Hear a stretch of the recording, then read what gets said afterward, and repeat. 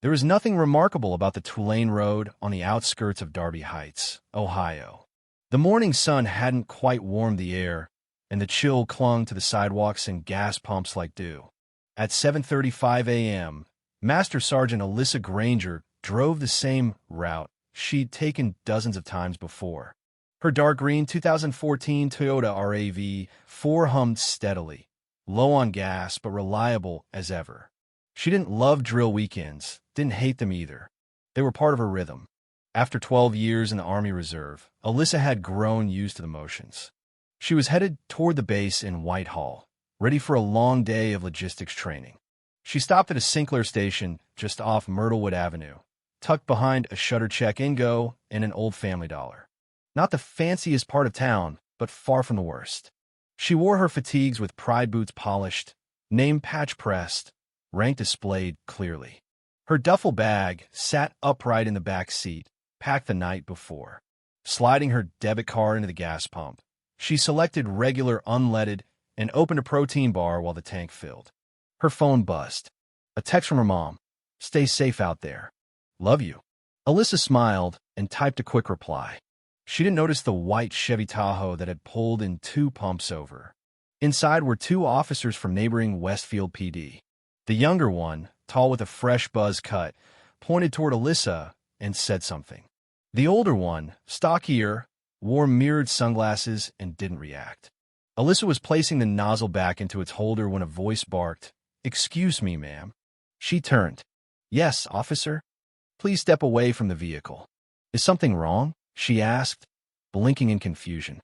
Now he snapped. Something in his tone rang off not just command, but suspicion. Her stomach clenched, but she complied, keeping her hands visible. The older officer stood silently, arms crossed. The younger one walked forward. "Got ID on you?" "Of course." She reached slowly into her uniform pocket. "I'm headed to base. I'm Army Reserve." She handed him both her military ID and driver's license. He barely glanced at them. "This isn't a costume," she said quietly. "Who said it was?" he replied. "We got a call about someone loitering and acting suspicious. Just doing our job." She looked to the older officer, who remained silent. "You sure this ID's legit?" the younger officer asked. Alyssa frowned. "Excuse me?" "You heard me." She exhaled. "You think I'm impersonating military?" He didn't answer. Instead, he stepped closer. "Turn around." She blinked. "Are you detaining me?" "Ma'am, that's a lawful command." "Turn around. Hands behind your back." She looked again to the older officer. He nodded. Her fists clenched, but she complied. "This is a mistake," she said, "and it's going to cost you." He yanked her arms behind her, cuffing her tightly. She winced but stayed silent. Across the lot, someone shouted, "What's she even doing?" "That's a soldier." The younger officer turned toward the voice. "Back off." Alyssa wasn't thinking about the crowd. Her mind was already on who to call. The cruiser's back seat smelled of old vinyl and sweat. The door slammed behind her. She sat upright, breathing steady, though her jaw was clenched. Her name patch was twisted. She stared through the window as the younger cop strutted around her vehicle. The older one stood nearby, arms crossed, eyes scanning lazily. "I want to call my commanding officer," she said, loud enough to be heard through the plexiglass. "You'll get your phone call at the station," the younger one replied. "That's not how this works," she snapped. "When detained in uniform, I have the right to contact my base immediately." He turned to her. "You're being held under suspicion of impersonating military personnel. That's the federal offense. Sit tight." She didn't flinch. "This is racial profiling," she said. "No one said anything about race, lady. We got a call. We responded. You saw my ID. You saw my license. My tags are in the window. You ignore it all and cuff me anyway." "What?" He hesitated, then turned and walked away. Outside, a small crowd had gathered. 2 young men were filming. A woman in blue scrubs yelled, "She's in uniform." The older cop climbed into the driver's seat. "You should have stayed quiet." Alyssa looked him dead in the eye through the rearview mirror. "You should have done your job. Can I use my phone or not?" He paused, then tossed it in her lap. Still cuffed, she awkwardly twisted her thumb across the screen and dialed. It rang twice. Byron, I'm in cuffs in Darby Heights. They're saying I'm impersonating. Who's the officer? No badge name shown. Two white guys. Chevy Tahoe. Sinclair on Myrtlewood. I'm 5 minutes out. Calling command. Keep the line open. The older officer looked back. Was that your lawyer? She didn't answer. Outside, the younger cop returned, irritated. We're getting heat. Somebody's already posted a video. It's on Facebook. I said 5 minutes. Byron's voice came through the phone. You hear me?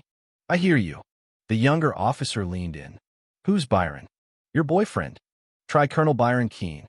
3rd Battalion Logistics. You'll learn his name. That landed. The cop stepped back, energy shifting. The crowd grew. Another woman yelled, She's military, idiots. Colonel Keene, already in motion, was on his second call. Dispatch, this is Colonel Byron Keene. Confirm location of officers Wilcox and Renner. I believe they've detained a reservist in uniform. Sir, that's not our. I'm not asking. I'm informing. His third call was to a city council friend. I need traffic cam footage. Sinclair. Myrtlewood. Now. Back in the cruiser, Alyssa kept the line open. Still with me? I'm here. Crowd's growing. They're filming. Stay put. Don't speak.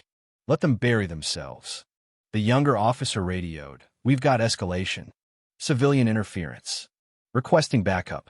Alyssa laughed dryly. Backup for what? One woman in cuffs. You need to watch your mouth, the younger cop snapped. Or what? You can tighten the cuffs. The older one muttered. You're not helping yourself. I'm not here to make you feel better. Byron came back on the line. They're trying to cover it now. 3 calls out. Public affairs looped in. Videos spreading. At that moment, a 90-second clip on X, formerly Twitter, showed Alyssa being cuffed while calmly explaining herself. It was retweeted by Columbus journalists. In a newsroom downtown, editor Reina Cortez saw it. We got something. Military woman cuffed in uniform. I'm heading out. Back at the gas station, more cars pulled in, but no one left. A woman in red shouted, I got it all. She said she was military. The younger cop turned. We messed up. We didn't check properly. Alyssa stared at them. Still think I'm playing dress up? A new cruiser pulled in. A black lieutenant stepped out. No expression. He walked to the car. Sergeant Granger? Yes. Colonel King briefait de me. I've reviewed the footage. This ends now. He opened the door, uncuffed her gently. On behalf of the department, I apologize. She stood, rubbed her wrists. You're not sorry, she said. You're just caught. Colonel Keene arrived minutes later. Alyssa stood by her RAV-4, arms crossed. He gave a slight nod. You good? She nodded. Just mad. Good. Use it. Across the street, Reina Cortez interviewed the woman in scrubs. They cuffed her in uniform. Had ID. Slammed her like she was lying. By noon, the clip had over 180,000 views. Byron sent an email to the city's oversight office. Civilian and body cam footage attached. The audio caught the officers after cuffing her. Think she's one of those fake vets. They've been pulling that stuff lately. Real or not. The older one chuckled. She had attitude. Let her cool off. Byron watched it twice. Idiots, he muttered. That afternoon, the department held a closed-door meeting. Officers Wilcox and Renner were placed on administrative leave. Public relations suggested a statement. The chief refused. Let cool down. It won't, his deputy replied. Back on base, Alyssa's fellow reservists weren't surprised. Quiet anger simmered. 15 years, one sergeant said. Never got cuffed in uniform. Wonder why. She declined all interview requests. Byron called. You sure you don't want to speak out? No. The footage says enough. The next morning, a paper ran an anonymous quote from Renner. It was blown out of proportion. She refused basic commands. It backfired. Longer footage surfaced. Better audio. A retired Air Force major on a live stream said, if she was white, they wouldn't have touched her. By Friday, it was national news. Reservist cuffed in uniform. What went wrong? The Sinclair became a landmark. News vans lined the curb. People argued in nearby cafes. She had ID. That should have ended it. Cops get calls like that. Maybe they were cautious. You don't cuff caution into someone in uniform. Back home, Alyssa read messages from fellow service members. 22 years. Never thought I'd have to warn my daughter, even a uniform doesn't protect you. You stood up while sitting still. She read each one. The mayor finally held a press conference. We do not tolerate misconduct. Too late. The oversight office confirmed. Officers failed to verify ID, ignored military protocol, and had signed training materials stating the proper procedure. Community protests followed. Signs read, "Justice for SGT." Granger. Alyssa became a symbol without asking. At East Darby High, a civics teacher played the video. What happened? Why it happened? And why it keeps happening? In a precinct conference room, Wilcox and Renner were fired. En paix suspension. Termination pending. Renner signed quietly. When news of their firing broke, most applauded. Some called it overdue. A few defended them. Outside the reserve base, veterans held a candlelight vigil. One sign, we know what she stood for. Do you? A week later, Alyssa sat quietly on her bed. She had taken one day off from drill. A letter slid under her door. SGT. Granger, we extend a formal apology. Officers have been terminated. This is our acknowledgement. No signature. She declined a city council speaking invitation. Instead, she went to the VFW in Reynoldsburg. I didn't want this, she said to the group. I just want a gas. But kids are watching. Silence isn't the answer. She refused applause. Asked for change. The department issued new service member procedures.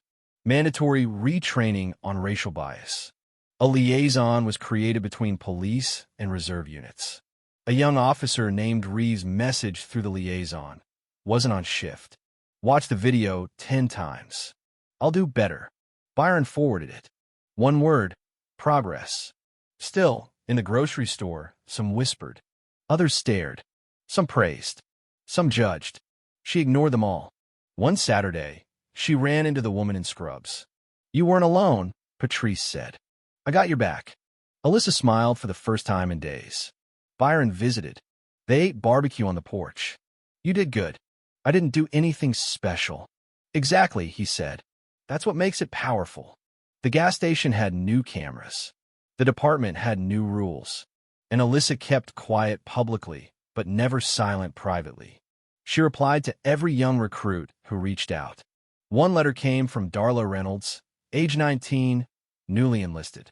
I didn't think I could do this, but I saw you. Calm, proud, strong. Now I know I can. Alyssa held the letter for a long time. She didn't set out to inspire anyone. She just refused to be erased. Sometimes courage isn't loud. It's firm. It's measured. It's knowing who to call and standing your ground. And when the system tries to push you aside, you plant your feet and remind it exactly who you are with or without the uniform.